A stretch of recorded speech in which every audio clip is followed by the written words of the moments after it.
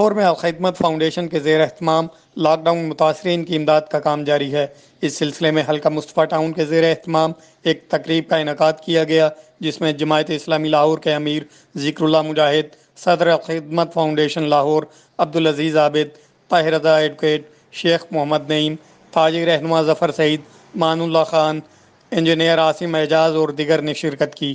اپنے خطاب میں امیر جماعت اسلامی لاہور ذکر اللہ مجاہد کا کہنا تھا کہ الخدمت کے پلیٹ فارم سے ملک بھر کے کروڑوں خاندانوں کی کفالت کی جا رہی ہے اور اس میں کسی قسم کی مذہب، مسلک اور سفارش کی ضرورت نہیں ہے۔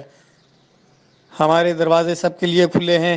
انہوں نے کہا کہ مخیر حضرات کا ہم پر اعتماد ہے کہ اتنا بڑا فریضہ سر انجام دے رہے ہیں۔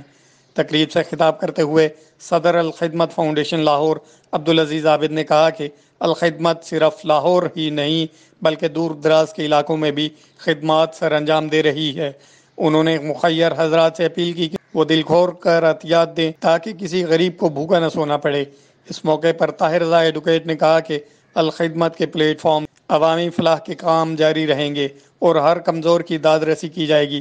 انہوں نے اپنے رہنماؤں کی جانب سے حوصلہ افزائی پر ان کا شکریہ ادا کیا۔